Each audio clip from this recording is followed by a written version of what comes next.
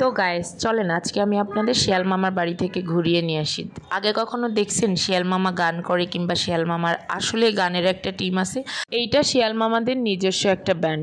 তো দেখেন এখানে শিয়াল মামার একজন কিবোর্ড বাজাইতেছে, একজন হারমোনিয়াম বাজাইতেছে, একজন তবলা, একজন বাঁশি, একজন গিটার, একজন অ্যাকোস্টিক ড্রাম, একজন প্যাড ড্রাম, মানে ওদের টিমে সবটাই আছে। তো এইটা আপনি দেখতে পাবেন ড্রিম হলিডে পার্কে। আমি এর আগেও ড্রিম হলিডে পার্কের কয়েকটা ভিডিও শেয়ার করছি। অ্যাকচুয়ালি পার্কটা এত বড় যার কারণে আমার বেশ কয়েকটা ভিডিও এটা নিয়ে বানাইতে হয়েছে।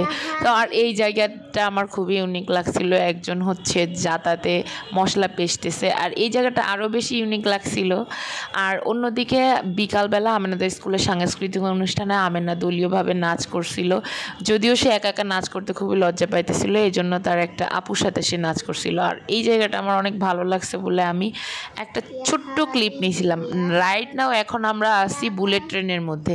এইখানে না এই বুলেট ট্রেন এই রাইডটা আমাদের স্কুল থেকেই দিছিল, কারণ এই রাইডটার দাম সব থেকেই কম ছিল। মানে 50 টাকায় আপনি বুলেট ট্রেনে উঠতে পারবেন। বুলেট ট্রেন মানে এই ট্রেনটা আপনার ভূতের বাড়ির মধ্যে দিয়ে যাবে, যখন ভূতের বাড়ির মধ্যে একেবারে অন্ধকার হি হি হু হু করে ভূত ডাকে। আর এখানে এই যে পালকিটা ছিল আমার খুব ভালো লাগছিল, মনে হইতেছিল বিয়ে বিয়ে ফিল। আর এই যে এই বোটে না অনেকবার উঠছি ধানমন্ডি কিংবা ছোটোবেলায় একবার পিকনিকে যেয়ে, এই জন্য আর ওটাতে উঠা হয়নি।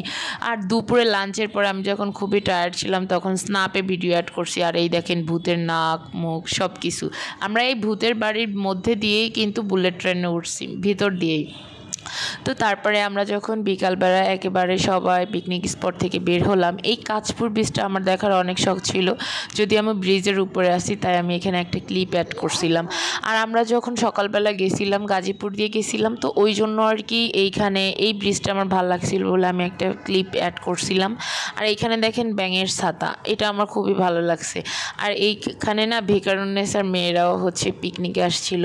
তো জানি না, এইটা আমি আরও কয়েকবার আপনাদের সাথে শেয়ার করছি। এই পুরা এভারেস্টের চূড়াটা আমার অনেক বেশি ইউনিক লাগছে। তো এইখানে হচ্ছে আরও অনেক কিছু আছে যেটা আপনি সারাদিন ঘুরেও শেষ করতে পারবেন না। আর এই যে স্ট্যাচুটার কাছে আমেনা যে বলতেছিল, হ্যালো তুমি আমাকে শুনতে পাচ্ছ? আমি কিন্তু কানে শুনতে পাচ্ছি।